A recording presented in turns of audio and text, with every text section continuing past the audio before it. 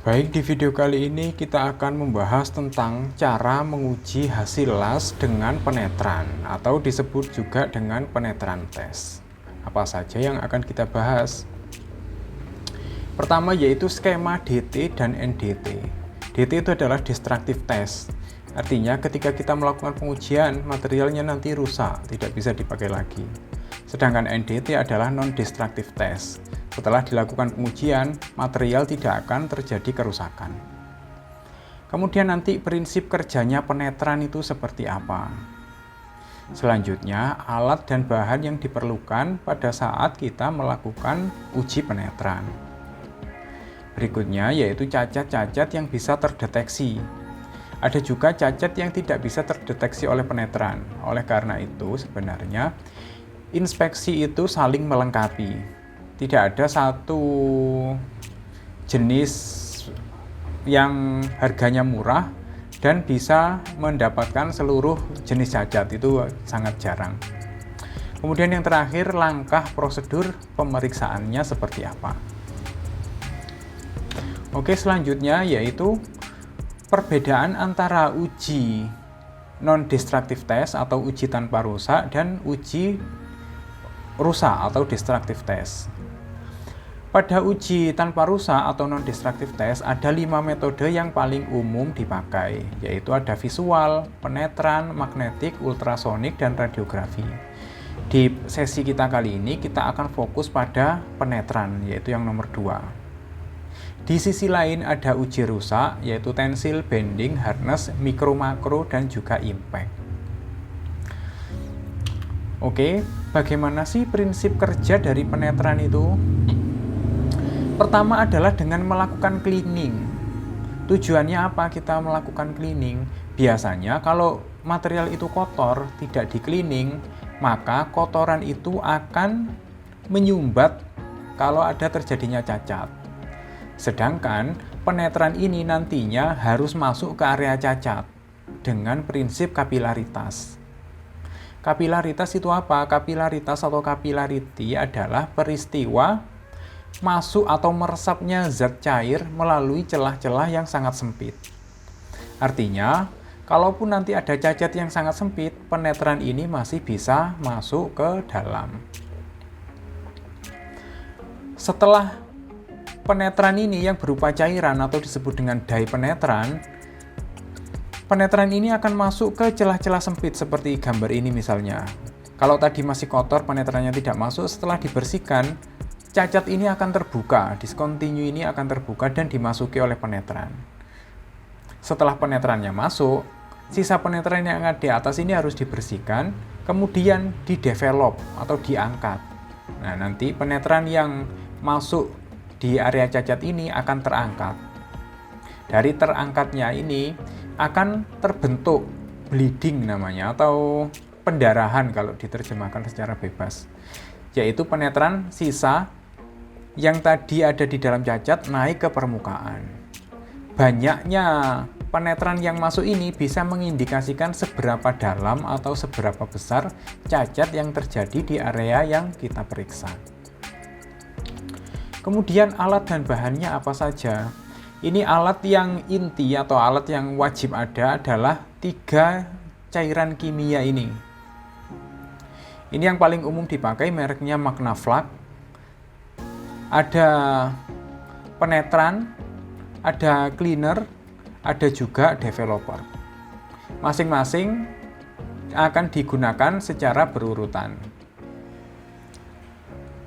Penetran ini disebut juga red dye penetran karena memang warnanya merah. Selain red dye penetran, apakah ada? Ada. Namanya fluorescent penetran. Itu nanti kita memeriksanya dengan sinar UV. Kalau red dye penetran ini kita memeriksanya cukup dengan mata telanjang dan pencahayaan yang cukup. Kemudian developer ini sifatnya hampir seperti bubuk kapur yang nanti akan membantu mengangkat penetran yang berada di dalam cacat. Kemudian ada majun atau kain, nanti fungsinya untuk membersihkan. Baik membersihkan di awal, membersihkan ekses penetran di tengah-tengah, atau post cleaning, pembersihan keseluruhan. Jenis-jenis cacat telas apa saja yang bisa dideteksi? Umumnya kita bisa mendeteksi surface porosity. Surface porosity ini adalah lubang-lubang yang berada di permukaan. Walaupun kecil, dengan penetran nanti akan tampak dengan jelas. Dengan bantuan red dye penetran itu tadi, nanti akan tampak merah begitu ya, sehingga kita mudah menemukannya. Cacat yang kedua adalah surface crack. Kalau ada kertaan di area permukaan, maka di situ akan terlihat sangat jelas oleh cairan penetran yang ada. Kemudian undercut dan lain sebagainya. Kalau kita tarik benang merah di antara jenis-jenis cacat ini, semuanya adalah cacat yang berada di permukaan. Karena memang cacat yang bisa dideteksi oleh penetran hanya cacat yang sampai ke permukaan, yang memang baik dia memang dangkal berada di permukaan maupun yang dalam tapi yang sampai ke permukaan. Jika tidak sampai ke permukaan, maka penetran tidak bisa berpenetrasi ke sana, tidak bisa berkapilarisasi ke sana. Berikutnya yaitu langkah atau prosedurnya. Pertama adalah surface preparation. Ini ditunjukkan di nomor 1 ini masih kotor. Yang nomor kedua ini dibersihkan dengan sikat. Selain pembersihan dengan sikat, kita harus membersihkannya dengan majun dan juga disemprot cleaner agar kotoran-kotorannya terangkat. Terutama jika di dalam cacat ini terdapat kotoran. Kalau tidak dibersihkan, maka penetrannya nanti tidak bisa masuk ke dalam.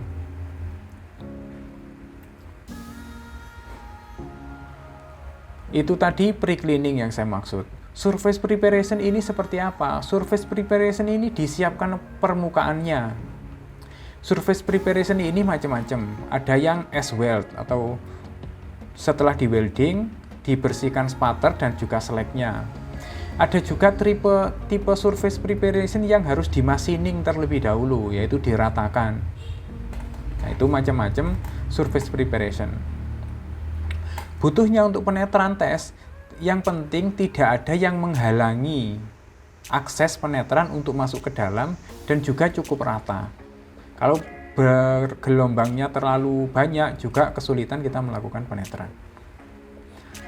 Setelah cacatnya ini terbuka, maka kita bisa menyemprotkan penetran. Pengaplikasian penetran ini tidak hanya semprot saja. Bisa dilakukan dengan kuas, bisa juga dilakukan dengan metode celup. Jadi ada 3 apply penetran itu, semprot, kuas, dan juga celup. Kalau ingin hemat, kita bisa menggunakan yang kuas. Kalau untuk standar, biasanya kebanyakan disemprot. Kalau barangnya kecil, dicelupkan ke penetran juga bisa. Setelah dilakukan penyemprotan penetran, berikutnya yaitu dibersihkan ekses penetrannya. Penetran yang ada di permukaan-permukaan ini harus dihilangkan, dibersihkan hingga menyisakan yang ada di dalam, itu pun kalau ada cacat. Kalau tidak ada cacat ya berarti akan bersih semua nantinya. Setelah itu dibiarkan beberapa saat agar bisa berpenetrasi sempurna. Atau bahasa teknisnya biasanya proses drying agar cukup kering. Setelah dibersihkan permukaannya dan cukup kering, kemudian dilakukan developing menggunakan semprotan developer. Developer yang tadinya saya sebutkan mirip kapur ini disemprotkan di bagian permukaan. Karena ada seperti serbuk yang berada di permukaan, maka penetran yang tadinya ada di dalam cacat ini akan naik atau meresap ke area serbuk tersebut. Setelah dilakukan penyemprotan developer, baru tahapnya interpretasi atau kita lakukan pemeriksaan. Kalau ada cacat, maka penetran di area cacat tersebut akan naik. Nah, cacat ini akan terdeteksi melalui warna merah yang ada. Dari sini bisa kita cocokkan dengan acceptance kriteria. Kalau cacatnya masih masuk acceptance kriteria, maka tidak ada masalah.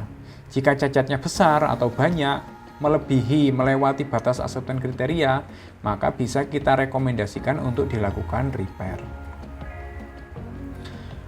Setelah interpretasi selesai, biasanya memakan waktu 15-20 menit, kita wajib melakukan post cleaning atau pembersihan akhir.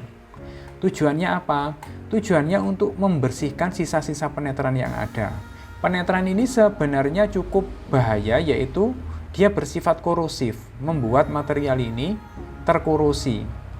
Oleh karena itu, post cleaning ini wajib dilakukan. Oke, demikian pembahasan kita tentang pengujian pengelasan menggunakan metode penetran. Jika kalian ada pertanyaan atau ada sesuatu yang ingin dibahas mengenai dunia pengelasan, silakan tulis di kolom komentar. Terima kasih.